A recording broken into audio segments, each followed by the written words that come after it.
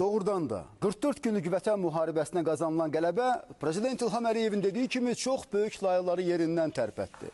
Layıqlar yerindən tərpənəndə isə hər kəsin əsl üzü gün kimi ortaya çıxır. Elə region ölkələrinin də, o cümlədən də Rusiyanın. Nə olub, cənab Putin?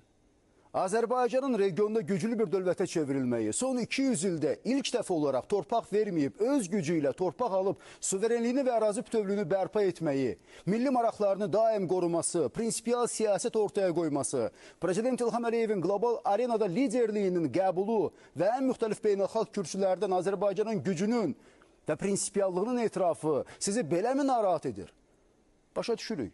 Siz axı öyrəşmişsiniz böyük Rusiyanın zorla öz ərazisinə daxil etdiyi xalqlar üzərində hökmranlığına. İstər Çar Rusiyası dövründə olsun, istərsə də ittifaq dönəmində ali irq Rus xalqı idi.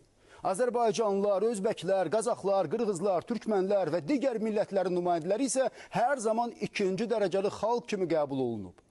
Və bugün hər iki imperiya tarixin zibilliyinə atılsa da düşüncə dəyişməyib, əninə davam edir. Bir zamanlar Stalin başını qaldıranın başını kəsirdisə, özü də NKVD-nin əli ilə, bugünsə Putin haqqını tələb edəni AMON-un əli ilə yox edir, başını kəsir.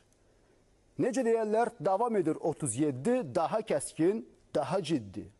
Amma görəsən rəsmi Kreml və konkret Rusiya prezidenti Vladimir Putin anlayır mı ki, artıq 37-ci il deyil, 2025-ci ildir və bir zamanlar ittifaqın tərkibində olan dövlətlər də 30 ildən çoxdur ki, müstəqildilər.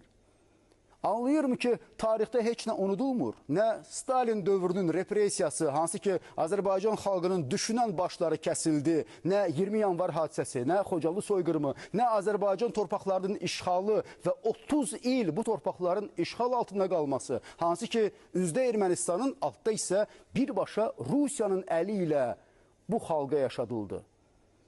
Bəli, məhz Rusiyanın əli ilə və Rusiyanın iştirakı ilə. 30 illik dönəmdə öz əsəri olan Qarabağ probleminin həllinə imkan verməyən və bu illər ərzində də Azərbaycanın məhz Qarabağ damarını basmaqla bizə min bir əziyyət verən, əsəblərimizlə, milli qürurumuzla oynayan Rusiya Qarabağ problemi həll olununca gücünü ölkəsində yaşayan Azərbaycanlılara göstərir.